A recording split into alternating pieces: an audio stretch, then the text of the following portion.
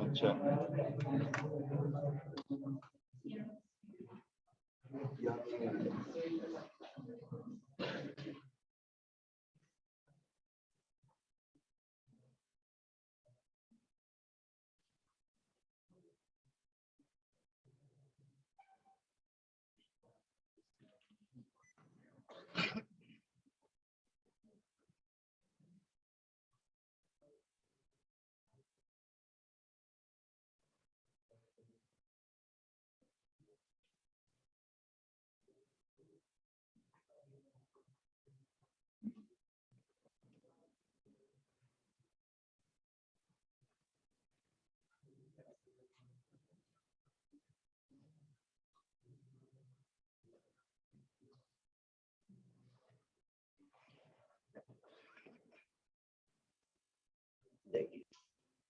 ठीक है। तो लास्ट क्लास में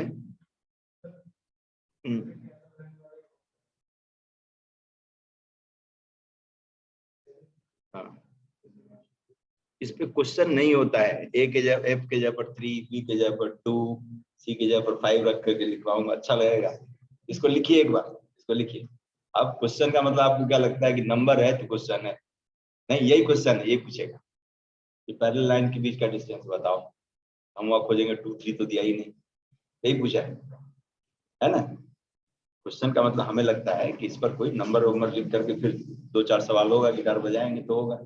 वो नहीं करना है, वो सब नहीं पूछता है। यूजलेस चीज सब में नहीं फंसना है। अब ये कॉन्सेप्ट है, इस कॉन्सेप्ट को रखना है अपने पास। ठीक है, समझ गया? पढ़ने का तरीका हमारा क्या होगा? अब पढ़ने का तरीका हमारा होगा कि कॉन्सेप्ट हमारे साथ में रहना चाहिए, है ना, कि ये पैरेलल लाइंस क्यों है, कैसे है, इसमें एक एक स्टेप में बताता हूँ और इन सबको देख करके और समझने की कोशिश करें, है ना। क्योंकि अब जो पहले वाला है कि एक फॉर्मूला होता था मैथमेटिक्स में, उसमें अब ए बी सी दिया होता था, फिर हम गिटार बजाते रहते थे, रूट निकलता रहता था, वो सब नहीं छोड़ देते हैं, तो छोड़िए, है ना। लॉन्ग लॉन्ग वो बहुत बहुत पुरानी बात है ना। अब थोड़ा दूसरे तरह के मैथमेटिक्स में इन करते हैं, जिसमें कि ए बी सी भी नंबर की तरह ट्रीट किया जाता है। और ए बी सी में आ गया, आपको 1 2 3 रख करके नहीं पढ़ना है, तो समय नहीं मिलेगा आपको अच्छा काम करने के लिए, है ना। तो थोड़े से काम में उलझे हुए रहे, पूरा समय निकल जाए। ठीक है, तो देखिए अब इसमें क्यों पैरेलल लाइंस ये है, ये मैंने बताने की कोशिश किया था। अब फिर से एक बार देख लीजिए और इस तरह समझिए, है ना। नहीं तो क्या है, देखिए कोई भी अनजान क्वेश्चन होता है, हमारे दिमाग में एक ही बात आती है कि वो नहीं होगा। समझिए, कोई भी अनजान क्वेश्चन है, नहीं देखा हुआ क्वेश्चन है, आप उस क्वेश्चन को अटेम्प्ट ही इस व्यू से करते हैं कि ये नहीं होना है, नहीं तो होना ही है, चलो देख लेता हूँ क्या होता है। समझ गए? मतलब हम इतने निग्लिजेंट मोड में उस क्वेश्चन के पास जाते हैं, वो नहीं जानना है। ऑप्टिमिस्टिक रहिए और उसके पास जो भी आपको आता है उस कॉन्सेप्ट का यूज करिए। ठीक है, नहीं तो सब तो अनजान ही क्वेश्चन मिलेगा, नहीं सब तो अनजान मिलेगा। अब कोई भी चीज जो पढ़ के जाते हैं एग्जैक्टली वही तो नहीं मिलेगा, लेकिन हाँ वैसा ही मिलेगा, है ना। उसी के एप्लीकेशन पर बेस्ट मिलेगा। जो जो चीज कहता है उस सबको लिखिए ईमानदारी, जितना कहता है। पहले ही नहीं कि पहले से कोरिलेट करके लिखते हैं कि पहले मैंने क्या किया था, ऐसा कभी किया था कि नहीं किया था, कि जिंदगी में पहली बार कर रहा हूँ, ये वो सब सोच करके नहीं करना है। जो भी काम है फ्रेश ब्रेन से जितनी बात आती है उतने का यूज करें, अपने आप आ जाए। तो देखिए इसमें जो मैंने सिखाया था, इसको आप अपने से एक बार रिप्रोड्यूस करते तो सीख जाएंगे। लेकिन हम इसको भी पढ़ते हैं, इसको भी हम, जो मैंने पीडीएफ भेजा उसको पढ़ते हैं, तो लिखते ही नहीं है। कॉपी पर तो एक बार भी हाथ भी नहीं चलता है, लेकिन चलना चाहिए। ये चलेगा तो जा करके अपने आप समझना शुरू कर देंगे कि हाँ ये इसलिए हुआ था। ठीक है, तो ये समझ गए थे कि जब एक पेयर ऑफ लाइंस की इक्वेशन है, तो इसका मतलब ये दो लीनियर फैक्टर के प्रोडक्ट के फॉर्म में एक्सप्रेस होगा, क्योंकि यही चीज आपसे क्वाड्रेटिक में कह रहा होगा करने के लिए। क्वाड्रेटिक में भी है, यही कॉन्सेप्ट यूज होता है कि under what condition some expression like this ax square plus by square plus 2hxy plus 2gx plus 2fy plus c can be expressed as a product of two linear factors. ठीक है, तो ये जब to linear factor के product के form में express होगा, तभी जाकर के corresponding equation pair of lines के इक्वेशन को रिप्रेजेंट कर सकता है, क्योंकि एक एक लीनियर फैक्टर को जीरो करेंगे, एक एक लाइन निकल के आएगी। ठीक है, अब देखिए तो इसमें एक जो प्रॉब्लम थी, इसको हमने रेक्टिफाई किया था कि क्वाड्रेटिक पर से रूट हट जाए, है ना। और इस क्वाड्रेटिक पर से रूट हटाने के लिए हमने क्वाड्रेटिक के इस कॉन्सेप्ट का यूज किया था कि अल्फा इक्वल टू बीटा हो जाए, तो करिस्पॉन्डिंग क्वाड्रेटिक एक्सप्रेशन इस तरह से a times x minus alpha का होल स्क्वायर इस तरह से लिखा आ सकता है। और जब ये इस तरह से एक्सप्रेस होगा तो इस पर रूट लगा होगा, तो x वाले पार्ट पर से रूट हट जाएगा। a पर रूट रहे तो कोई बात नहीं है ना। इक्वेशन में कोफिशिएंट रूट a भी रह सकता है, रूट 3 भी कोफिशिएंट होता है, उससे हमें परहेज नहीं है, लेकिन x पर रूट नहीं होना चाहिए। लीनियर एक्सप्रेशन में कभी भी x और y पर रूट नहीं होता है, इसीलिए x का टर्म रूट से आजाद होना चाहिए। ठीक है, तो ये जनरल कंडीशन हो गई थी कि for this equation to represent equation of pair of lines, तो ये आ गया था ABC plus 2FGH minus EF square minus BGA square minus CH square equal to. अब जो अगला इसकी एनालिसिस थी, है ना, कि उसमें मैंने ये बताया था कि कब ये दोनों लाइन पैरेलल लाइन की इक्वेशन। ठीक है, ये एनालिसिस है, ये कोई कहीं ये नहीं कि कोई थ्योरी है, ये थ्योरी क्वेश्चन जो कहेंगे वो सब यही है, सब यही है। ठीक है, कि under what condition this equation will represent equation of pair of parallel lines, तो अब यही बताया गया सब कुछ। क्योंकि y की वैल्यू जो x के टर्म में आप लिखेंगे, y की वैल्यू x के टर्म में लिखेंगे, तो जो दो लाइन निकल के आएगी वो इसी प्लस माइनस के बाद वाले एक्सप्रेशन से सेपरेट होगी, नहीं, minus of HX plus f तो दोनों में रहेगा। अब प्लस करके एक लाइन जनरेट करेंगे, माइनस करके दूसरी लाइन जनरेट करेंगे, यही होगा। तो राइट साइड से जब कोई x का टर्म ट्रांसफर नहीं हो तब ये दोनों लाइन पैरेलल लाइन हो जाएगी। क्योंकि लाइन की इक्वेशन जब स्लोप इंटरसेप्ट फॉर्म में लिखते हैं तो यही आता है y equal to mx plus c, है ना। तो y की वैल्यू हमने निकाली है, तो mx और राइट साइड में x का एक्सप्रेशन है, तो जो x का कोफिशिएंट है वो उन दोनों लाइन की इक्वेशन में सेम आनी चाहिए, है ना, तभी जाकर के पैरेलल लाइंस हो सकती है। उसके लिए जरूरी क्या है कि रूट से कोई भी x का टर्म ट्रांसफर नहीं होना चाहिए, रूट से कोई भी x का टर्म ट्रांसफर नहीं होना चाहिए, वरना एक में प्लस वही x होगा तो दूसरे में माइनस वही x, तो कभी भी दोनों का स्लोप सेम नहीं आ सकता। इस चीज को समझ गए? ठीक है, अब इसको आप कॉन्सेप्ट कहिए, प्रॉब्लम कहिए, सब यही है, सब यही है ना। ये यूनिक है, दुनिया में अकेला है, अकेला है। अब इसको आपको यूज करना है ना। तो देखिए, अब इसमें इसका मतलब राइट प्लस माइनस के बाद में जो भी x का टर्म है उसका कोफिशिएंट 0 हो जाना चाहिए, तभी तो x का कोई भी टर्म ट्रांसफर नहीं होगा। उसके लिए जरूरी क्या है, h square minus AB should be 0, HF minus BG should be 0। ये दोनों 0 हो गया तो रूट के अंदर में सिर्फ क्या बच जाएगा, f स्क्वायर माइनस BC, है ना। तब कोई भी x का टर्म प्लस माइनस के बाद से ट्रांसफर नहीं होगा लाइन की इक्वेशन में, तो दोनों ही लाइन का स्लोप ही हो जाएगा minus of h upon b आ जाएगा। ठीक है, माइनस HX प्लस f, और एक में आएगा plus root f square minus BC, और दूसरे में आएगा minus root f square minus BC, और अपॉन b सब में कॉमन है। ठीक है, तो दोनों पैरेलल लाइन का स्लोप आ जाएगा माइनस h अपॉन b, ये दोनों की दोनों लाइन है। ठीक है, तो ये बताया।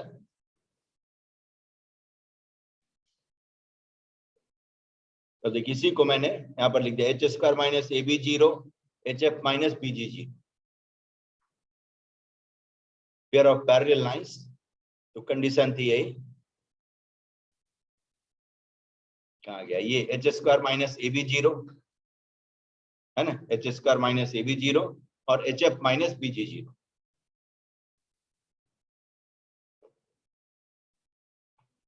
ठीक है, तब जाकर के जो लाइन निकल के आएगी वो यही होगी, y equal to minus of HX minus of HX plus f, और प्लस माइनस के बाद में आपका है plus minus root of f square minus BC। ठीक है, और डिवाइडेड बाई b तो कॉमन है। ठीक है, ये दोनों पैरेलल लाइन की इक्वेशन।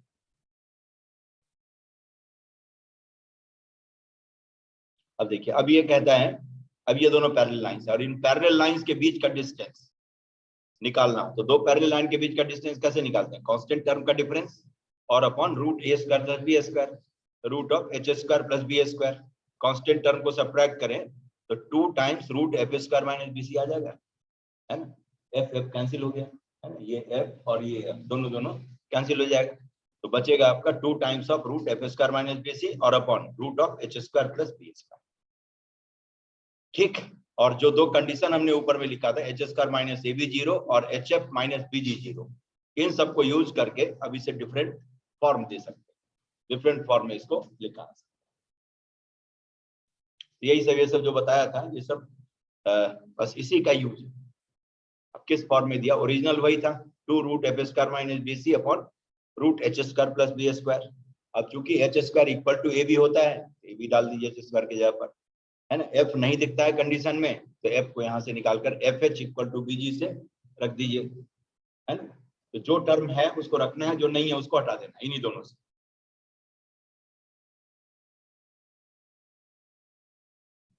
ठीक है, समझ गया। अब इसमें ये नहीं सोचना है कि इस पर क्वेश्चन कोई होगा तब मैं सॉल्व करूंगा। ये सिर्फ डिस्टेंस बिटवीन पैरेलल लाइंस के लिए एक्सप्रेशन है। अब आइए, अब जरा कुछ और बात कर लूं, है ना। अब देखिए, अब ये जो आपका है ये तो प्योर क्वाड्रेटिक का यूज करके, और जो कि क्वाड्रेटिक भी अभी आप कर रहे थे तो उसमें आपको ये सब मिला होगा, है ना, कि under what condition some expression can be expressed as a product of 2 linear factors, तो इसलिए इसे बता दिया। दूसरा देखिए, जैसे कोऑर्डिनेट ज्योमेट्री का सहारा लें तो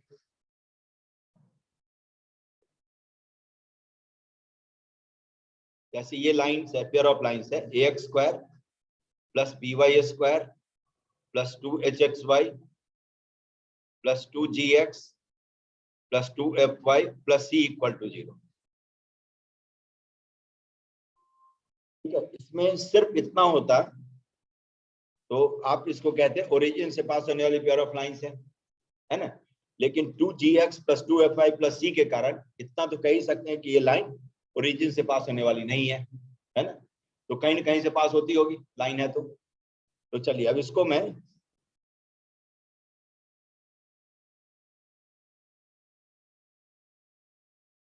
एज्यूम कर लेता हूं कि कहीं दूसरे जगह ये लाइन मिलती है। चलिए यहां पर इसका पॉइंट ऑफ इंटरसेक्शन है से x1, y1, ये इन दोनों लाइन का पॉइंट ऑफ इंटरसेक्शन। ठीक है, अब कोऑर्डिनेट सिस्टम के ओरिजिन को मैं यहां पर शिफ्ट करवा दूं, समझ, ये गिवन लाइन ओरिजिन से पास होने वाली लाइन नहीं है, तो कहीं ना कहीं इसका point of by the way intersecting होती होगी लाइन, तो कहीं ना कहीं पॉइंट ऑफ इंटरसेक्शन होगा। उस पॉइंट ऑफ इंटरसेक्शन को मैंने x1, y1 लिया। ठीक है, अब x1, y1 से गिवन कोऑर्डिनेट सिस्टम के पैरेलल में एक x एक्सिस और y एक्सिस में ड्रॉ कर, एक कोऑर्डिनेट सिस्टम ले लूं, तो अब इस कैपिटल X और कैपिटल Y एक्सिस के ओरिजिन से पास होने वाली ये लाइन है। तो कैपिटल X और कैपिटल Y के टर्म में जब इस इक्वेशन को आप लिखेंगे, इस इक्वेशन का फॉर्म किस तरह का होगा, यही होमोजेनियस इक्वेशन ऑफ 2 डिग्री, है ना। इसको कहते हैं homogeneous equation of 2 degree, ax square plus by square plus 2hxy equal to 0, सिर्फ इसी फॉर्म में होना चाहिए, इसमें xy के जगह पर स्मॉल x स्मॉल y के जगह पर कैपिटल X और कैपिटल Y आ जाए, इतना ही फर्क होगा। चलिए अब शिफ्ट ऑफ ओरिजिन का मैं यूज करता हूं, है ना। किसी भी कोऑर्डिनेट सिस्टम के ओरिजिन को आप कहीं पर भी मनचाहे जगह पर शिफ्ट कर सकते हैं। तो अब इसी पेयर ऑफ लाइंस का कोई एक पॉइंट है जिसका कोऑर्डिनेट था स्मॉल x, स्मॉल y, किसके रिस्पेक्ट में, ओरिजिनल एक्सिस के रिस्पेक्ट में, और इसी का एक पॉइंट है जिसका कोऑर्डिनेट मैं लिखता हूं कैपिटल X, कैपिटल Y, किसके रिस्पेक्ट में, तो न्यू सिस्टम ऑफ एक्सिस के रिस्पेक्ट में, जो कि दोनों के पॉइंट ऑफ इंटरसेक्शन से पास होता है। तो इसमें हमने रिलेशन देखा था ट्रांसलेशन ऑफ एक्सिस में, स्मॉल x था कैपिटल X प्लस x1, वहां पर h, k लिखते थे, small x was capital X plus h and small y is capital Y plus y1, वहां पर k होता था कैपिटल Y प्लस k।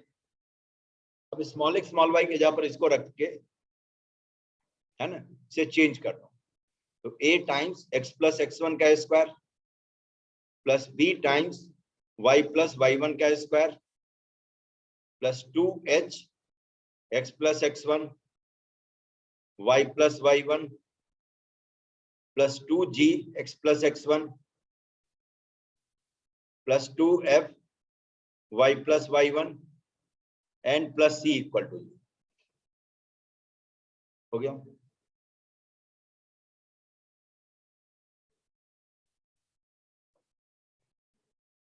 ठीक है, मैंने कैपिटल एक्स और कैपिटल वाई में इस इक्वेशन को चेंज कर दिया। स्मॉल एक्स के जगह पर कैपिटल एक्स प्लस x1 और स्मॉल वाई के जगह पर कैपिटल वाई प्लस y1। ठीक है, अब देखिए, अब ये इक्वेशन जो कैपिटल एक्स और कैपिटल वाई में है, ये हमें मालूम है कि होमोजेनियस इक्वेशन होना चाहिए, है ना, क्योंकि कैपिटल एक्स और कैपिटल वाई एक्सिस के ओरिजिन से पास होने वाली पेयर ऑफ लाइंस है। और किसी भी कोऑर्डिनेट सिस्टम के ओरिजिन से पास होने वाले पेयर ऑफ लाइन की इक्वेशन में तीन ही तरह का टर्म होता है, एक एक्स स्क्वायर का, एक एक्स इंटू वाई का और एक वाई का। बस ये तीन ही वैरायटी का टर्म होता है। इसका मतलब remaining term must be zero, मतलब एलिमिनेट हो जाना चाहिए। और एलिमिनेट कब होगा? जब उसका कोफिशिएंट जीरो हो जाता हो। तब देखिए इस इक्वेशन में मैं लिख लेता हूं, है ना, इस सब्स्टिट्यूशन के बाद ये आ गया, तो coefficient of capital x must be zero होना चाहिए। इसमें कहीं भी x नाम की कोई चीज नहीं होती। चलिए मैं एक्सपैंड करके लिख देता हूं तो कलेक्ट करना आसान होगा। a times x square plus 2x1x plus x1 square plus b times y square plus 2y1y and plus y1 square plus 2h xy plus x1y plus y1x plus x1y। ठीक है, और बाकी सबको रहने दीजिए। 2g x प्लस x1, फिर आ गया 2f y plus y1 and plus c equal to, यही पूरा एक्सपैंडेड फॉर्म में है। अब देखिए कोफिशिएंट ऑफ x जीरो करें तो x कैपिटल x कहाँ है? ये यहाँ है, एक आपका यहाँ पर है और एक यहाँ पर है। ठीक है, तीन ही टर्म है कैपिटल एक्स वाला। अब लिख डालिए 2ax1 2ax1, है ना। नेक्स्ट क्या है? 2hy1, ठीक है, और plus 2g, this must be zero. आ गया कैपिटल एक्स का कोफिशिएंट, ये तीन था, ये तीनों जीरो आ गया। इसका मतलब ax1 plus hy1 and plus g must be zero. ये फर्स्ट इक्वेशन। सेकेंड देखिए coefficient of capital y should also be zero, ये भी जीरो होना चाहिए। अब y का कोफिशिएंट देख लीजिए, कलेक्ट करिए तो एक तो ये दिख रहा है, एक ये दिख रहा है, और एक यहाँ पर 2fy में दिख रहा है। तो क्या आ गया? 2by1 plus 2hx1 and plus 2f equal to zero, जिसको आप लिख सकते हैं hx1 plus by1 and plus f equal to zero. ये सेकेंड इक्वेशन।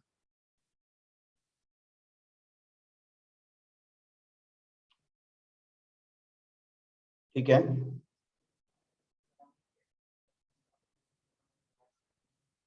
जीरो क्यों किया? यही तो शुरू में बताया था कि जब कैपिटल एक्स और कैपिटल वाई एक्सिस के ओरिजिन से पास होने वाली लाइन है तो उसमें कितने तरह का टर्म होगा? सिर्फ तीन तरह का, एक्स स्क्वायर, वाई स्क्वायर और एक्स इंटू वाई।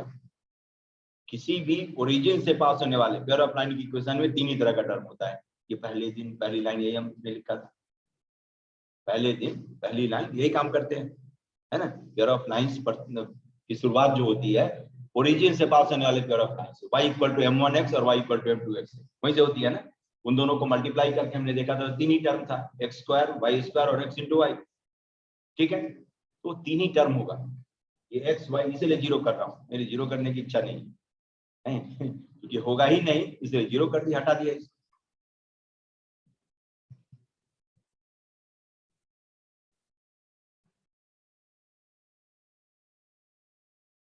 ठीक है, तो ये coefficient of capital why should also be zero. ये 0 होना चाहिए, तब जाकर के कैपिटल एक्स और कैपिटल वाई के ओरिजिन से पास होने वाली लाइन हो सकती है। नेक्स्ट देखिए, कांस्टेंट टर्म मस्ट बी 0। हाथ थोड़ा चलाना सीखिए, है ना, हाथ चलाएंगे तो ब्रेन भागेगा। ये तो क्या होता है, आप अटक जाते हैं कि ये कहाँ से आ गया, बस वहीं पर सोचते सोचते पूरा 1 घंटा निकल जाता है ना। हाथ चलाइए, लिखेंगे तो कुछ पॉजिटिव चीज सब आएगी दिमाग में, पहले जो हमने काम किया होगा वो सब रिकॉल होगा। जैसे तो पहले दिन हमने किया था, देख रहे हैं, ये जो है आपका, ये पहले दिन की कमाई है। अब आखिरी दिन हमें वो प्रॉब्लम बन के डरा रहा है। ये पहले दिन हमने सीखा है, शुरुआत ही हमारी वहीं से हुई है, नहीं हुई है? कहाँ से शुरुआत हुई है? देखिए, ये पेयर ऑफ लाइंस है। देखिए पहली लाइन क्या है, पहली लाइन क्या है? अब ये पहली लाइन आप पूछ रहे हैं, पहली लाइन आखिरी बार में पूछना है। देखिए यह ना, यहीं से शुरुआत हुई है कि ओरिजिन से पास होने वाले पेयर ऑफ लाइन के इक्वेशन में सिर्फ ये 3 ही टर्म होता है, X square, X into Y और वाई स्क्वायर। ये नहीं कि स्मॉल एक्स स्मॉल वाई है तभी होगा, ठीक है। स्मॉल एक्स स्मॉल वाई से हमें कोई रिश्ता नाता नहीं। कोई भी कोऑर्डिनेट सिस्टम है, उसके ओरिजिन से पास होने वाले पेयर ऑफ लाइन की इक्वेशन में ये 3 ही वैरायटी का टर्म, एक्स स्क्वायर का टर्म होगा, एफ सीसा का स्क्वायर होगा, ऑर्डिनेट का स्क्वायर होगा, और एफ सीसा इंटू ऑर्डिनेट, बस 3 ही टर्म, ठीक है। अब समझ गए? हाथ चलाइए थोड़ा सा, तो मैं देख रहा हूँ कि आप सीधा देख रहे हो इसमें कि वहाँ क्या है, यहाँ क्या है। तो होता क्या है, सोचते सोचते दिमाग कहीं और भाग जाता है, यहाँ नहीं रहता है, ये मालूम है, मुझे मालूम है कि यहाँ सोचते सोचते कहाँ से आ गया, क्या आ गया, नहीं आ गया, वो चला गया हाइबरनेशन में, है मतलब तीसरी दुनिया में घूमने लगता है, कहाँ गया। अब जब आप लिखेंगे तो खोज के लिए आएगा कि कहाँ से आया। इसीलिए मैंने कहा कि जो भी पेयर ऑफ लाइंस है ओरिजिन से पास होने वाली, उसमें एक्स का टर्म नहीं होगा, सिर्फ वाई का टर्म नहीं होगा और कांस्टेंट टर्म, इसलिए 0 का।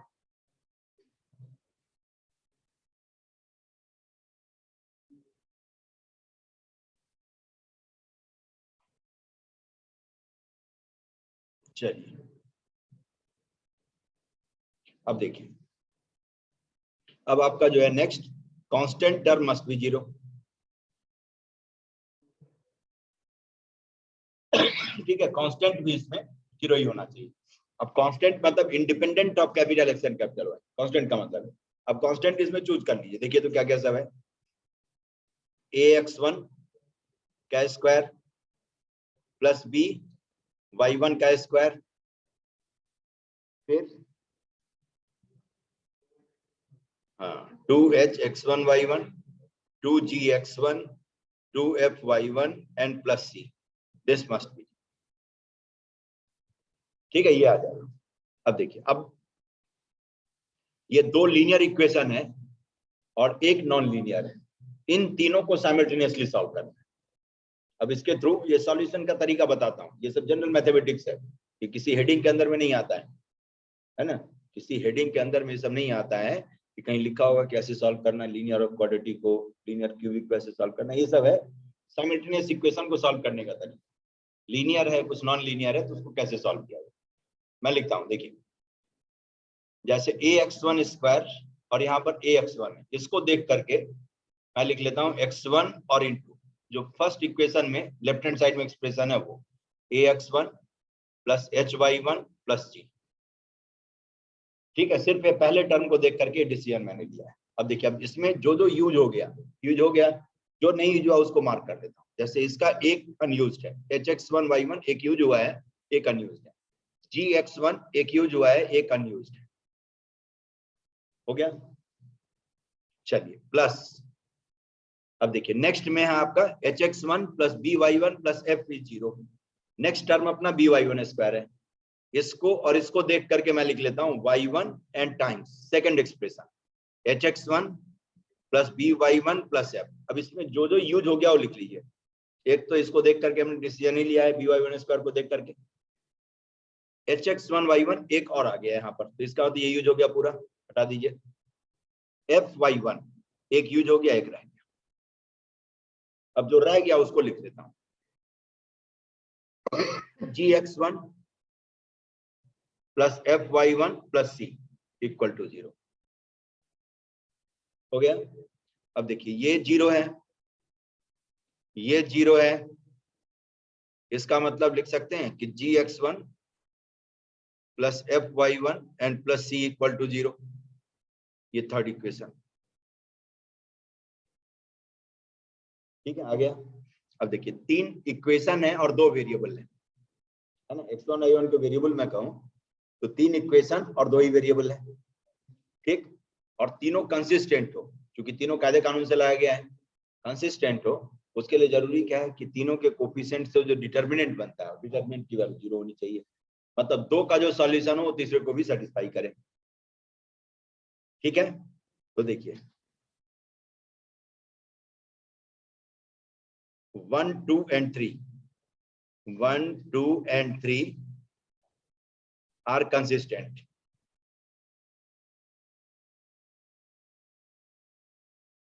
तो क्या हो जाना चाहिए, कोफिशिएंट का डिटरमिनेंट 3 लाइन कनकरेंट हो, 3 लाइन कनकरेंट हो तो कोफिशिएंट से जो डिटरमिनेंट बनता हो 0, लेकिन कोफिशिएंट का डिटरमिनेंट 0 है तो lines need not be connected. हमने सीखा है। तो x1 y1 के जगह पर x और y लिख देते तो वही हो जाता है। 3 लाइन की इक्वेशन है और तीनों की आम राय है, तीनों x1 y1 से पास होती है। ठीक है, तो इसका मतलब तीनों इक्वेशन कंकरेंट लाइंस की इक्वेशन है। इसका मतलब कोफिशिएंट से जो डिटरमिनेंट बनता होगा that determinant should be 0। a h g h b f और g f c this must B 0। ठीक है, अब इसको ओपन करेंगे तो आपका वही कंडीशन आ जाएगा जो हमने अभी लिखा था, abc plus 2fgh minus af square minus bg square minus ch square equal to 0। इसको सॉल्व करेंगे तो यही आ जाएगा। ठीक है, समझ गया कि फर्स्ट रो या फर्स्ट कॉलम के वर्ड एक्सपेंड कर दीजिए, एक्सपेंड करेंगे तो यही सवाल आएगा। ठीक, तो डिटरमिनेंट के फॉर्म में भी इसको डेल्टा कहते हैं। ठीक है, इसको डेल्टा के नाम से जाना जाता है कि this determinant must be 0 for equation to represent equation of pair of lines. ठीक, तो देखिए अब ये फर्स्ट कॉलम में देखेंगे तो ये x1 का कोफिशिएंट है, सेकेंड कॉलम में y1 का कोफिशिएंट है और थर्ड कॉलम कांस्टेंट का कॉलम। तीनों इक्वेशन में g f और c ये कांस्टेंट था, है ना। a h और g x का कोफिशिएंट है, देख रहे हैं, और h b और f y का कोफिशिएंट है y1 का कोफिशिएंट। तो ये डिटरमिनेंट अपने साथ तो रहेगा ही हमेशा। अब इसमें जो फर्स्ट कॉलम में है x का कोफिशिएंट, सेकंड कॉलम में y का कोफिशिएंट और थर्ड कॉलम में कांस्टेंट का, इन तीनों को यूज करके कभी भी ये 3 इक्वेशन आप जनरेट कर सकते हैं, है ना। ये 3 इक्वेशन, जैसे हमने 3 इक्वेशन से एक कंडीशन लिखा, जरूरत पड़ने पर, जब जरूरत पड़ेगी तो आप इन तीनों इक्वेशन को रिप्रोड्यूस कर सकते हैं, बशर्ते कि आपने पहले देखा हो। सीधा फॉर्मूला रहेगा तो कुछ नहीं होगा, लेकिन आपने देखा होगा तो इन तीनों इक्वेशन को जहां से आया था वहां तक आप पहुंच जाएंगे। ठीक है, अब चलिए, अब मैं इस पर थोड़ी सी अंदर की बात बताता हूँ, इसमें जो बारीकी है उस पर मैं चर्चा करता हूँ, जितना हो पाए उतना संभालिए, नहीं तो समय के साथ वो सब आते जाएगा, है ना। लेकिन मैं इंट्रोड्यूस करवा देता हूँ कि ये आपका ये तीनों इक्वेशन है। इन तीनों इक्वेशन में जो x1 y1 था, ये x1 y1 दोनों लाइन का पॉइंट ऑफ इंटरसेक्शन है। किसी भी 2 इक्वेशन को सॉल्व करके आप पॉइंट ऑफ इंटरसेक्शन ला सकते हैं, क्योंकि 2 अननोन है, 2 इक्वेशन काफी है ना। अब तीसरा भी उसको सपोर्ट करेगा क्योंकि ये कायदे कानून से लाया हुआ इक्वेशन है। बाय द वे, अब इन सबको 0 करने के बाद जो टर्म बचा उन टर्म को जरा देखिए। कोफिशिएंट ऑफ x को हमने 0 कर दिया है, कोफिशिएंट ऑफ y को हमने 0 कर दिया है और कांस्टेंट टर्म को हमने 0 कर दिया।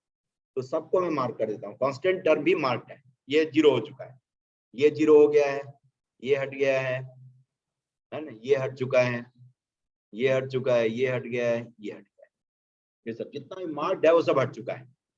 तो आपके सामने जो दिख रहा है इक्वेशन, उसमें क्या क्या सब रह गया है, ax square plus of by square, नहीं यही टर्म by स्क्वायर और प्लस 2hxy इक्वल टू 0, बस इतना ही है। देख रहे हैं, इतना ही टर्म है जो रह गया आपके पास, बाकी सब किसी न किसी कोफिशिएंट में शामिल होता है। समझ गए, एक्स के कोफिशिएंट में या वाई के कोफिशिएंट में या कांस्टेंट टर्म में, बस इतना टर्म है ax square plus by square plus 2hxy equal to 0। अब ये a b और h जो है, जो ओरिजिनल इक्वेशन था उसी में x स्क्वायर y स्क्वायर सबका कोफिशिएंट है, ठीक है, कहीं और चेंज भी नहीं हुआ है। सिर्फ स्मॉल x के जगह पर कैपिटल x और स्मॉल y के जगह पर कैपिटल Y लिख लें और सिर्फ 3 होमोजीनियस टर्म कॉपी कर, ठीक है। तो पॉइंट ऑफ इंटरसेक्शन पर ओरिजिन को शिफ्ट करवाने के बाद जो नए रेफरेंस एक्सिस के रिस्पेक्ट में उसी पेयर ऑफ लाइन की इक्वेशन आएगी वो आ जाएगी, है ना। कहीं से कोई हमें कुछ करने की जरूरत नहीं है ना, कुछ भी करने की जरूरत नहीं है, सामने अभी है। यही आपका फाइनल कैपिटल एक्स और कैपिटल वाई में इस पेयर ऑफ लाइंस का इक्वेशन है। कैपिटल एक्स और कैपिटल वाई वो रेफरेंस एक्सिस है जो दोनों लाइन के पॉइंट ऑफ इंटरसेक्शन से पास होती है और गिवन एक्सिस के पैरेलल है। यहां तक समझ गए? क्योंकि अब इसको बढ़ा दूंगा तो आगे, है ना, फिर ये नहीं पूछे ये कहां से आ गया, है ना। देख लिया अभी सब पूरा, सब कुछ जो मार्क्ड है वो सब किसी न किसी कोफिशिएंट में शामिल है। अनमार्क्ड सिर्फ ये 3 ही टर्म है, ax स्क्वायर, by स्क्वायर और 2hxy, ये 3 ही अनमार्क्ड टर्म है, बाकी सब कहीं ना कहीं जीरो करने में काम आ गया है, ठीक है।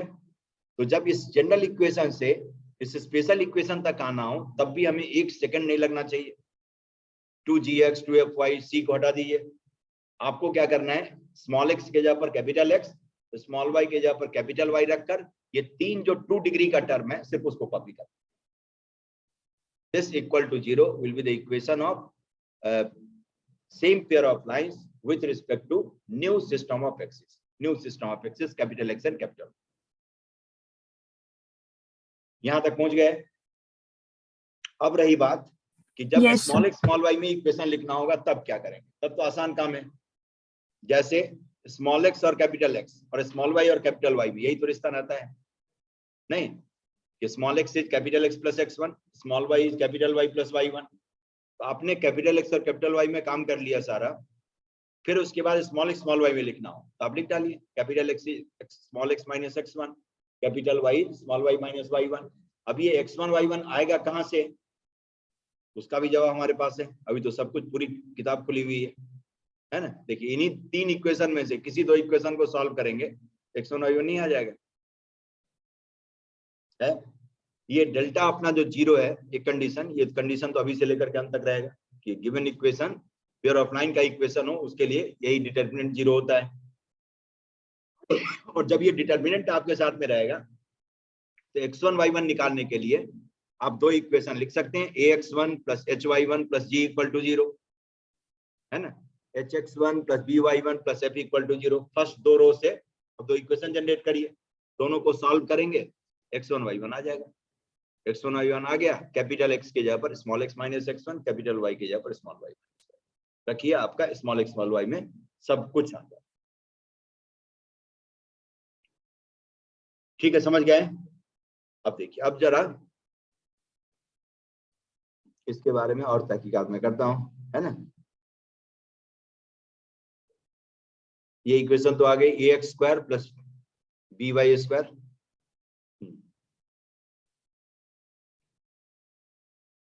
ये फाइनल इक्वेशन आ गई ax square plus by square plus of 2hxy equal to 0, ठीक है। ये आ गया आपका उसी पेयर ऑफ लाइंस का इक्वेशन जिसके पॉइंट ऑफ इंटरसेक्शन से ये new reference axis capital X और कैपिटल वाई पास होता है ना। ये आपका कैपिटल एक्स और ये कैपिटल वाई एक्सिस है जिसका ओरिजिन ये है, ये पॉइंट अपना x1, y1 किसके रिस्पेक्ट में, स्मॉल x स्मॉल y, ठीक है।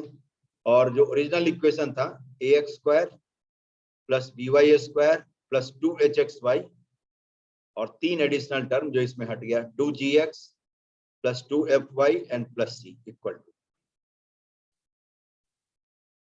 ठीक है। जनरल इक्वेशन ये था, लेकिन अब इसी के पॉइंट ऑफ इंटरसेक्शन पर ओरिजिन को शिफ्ट करवा दिया तो 3 ही तरह का टर्म आएगा, और 3 तरह का टर्म कौन सा होगा वो भी पहले से पता है ना, x स्क्वायर y स्क्वायर और x इंटू वाई वाला टर्म। और इसमें कोफिशिएंट भी वही है जो पहले इक्वेशन, कहीं दूसरी जगह से कोफिशिएंट नहीं आया, सिर्फ स्मॉल x कैपिटल x में चेंज हुआ है, स्मॉल y कैपिटल y में चेंज हुआ है, कोफिशिएंट बिल्कुल चेंज नहीं हुआ है। जो स्मॉल एक्स स्क्वायर का कोफिशिएंट है वही कैपिटल एक्स स्क्वायर का है, जो स्मॉल वाई स्क्वायर का कोफिशिएंट है वही कैपिटल वाई स्क्वायर का है।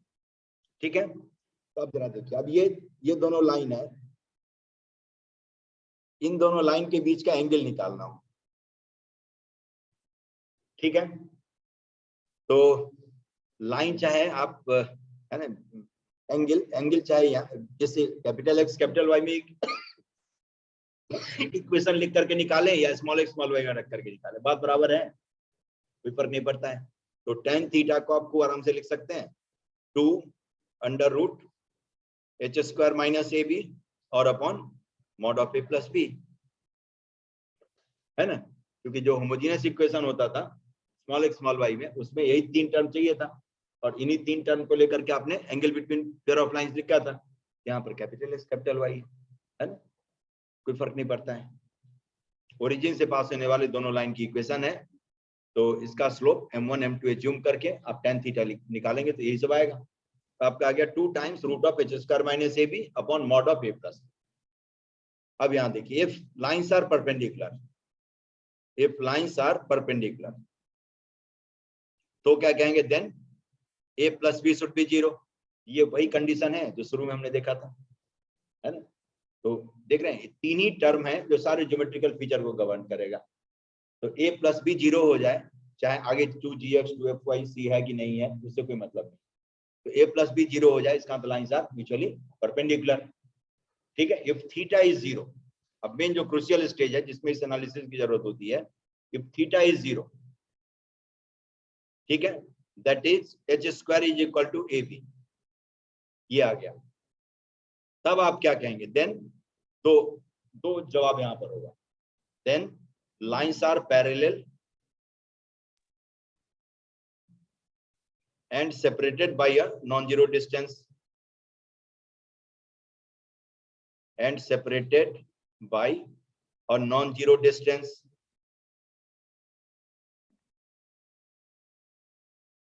ठीक है, या दूसरा हो सकता है lines are coincident। ठीक है, इस डिस्प्यूट को रिजॉल्व करने के लिए अभी जो एनालिसिस है ये सबसे फुल प्रूफ तरीका देता है। ठीक है, ये एनालिसिस जो अभी हमने किया ये फुल प्रूफ तरीका देगा इस डिस्प्यूट को रिजॉल्व करने। दोनों में से कोई भी हो सकता है, थीटा 0 है तो लाइंस में भी कोइंसिडेंट, जैसे x प्लस वाई प्लस 2 का होल स्क्वायर लिख दिया, ऐसा हो सकता है, दोनों लाइन सेम हो सकती है, या नहीं तो दोनों पैरेलल लाइन हो सकती है जिसके बीच में कोई नॉन जीरो डिस्टेंस होगा। ये 2 ऑप्शन है अपने पास, तो दोनों में से कब कौन सा होगा इसके लिए मैं सिचुएशन लिखता हूं। देखिए, जैसे ये जो इक्वेशन आपका है, ये डेल्टा, ये तो पहले लिख ही लेना है कि पेयर ऑफ लाइंस है तब एंगल कुछ भी, तो आप डेल्टा ए लिख लेंगे, A H G H B F G F C, ये सब लिख डालिए। फर्स्ट कॉलम में x1 का कोफिशिएंट है, सेकंड कॉलम में y1 का कोफिशिएंट है और थर्ड कॉलम में कांस्टेंट है। इन तीनों को आपस में ऐड करके 3 इक्वेशन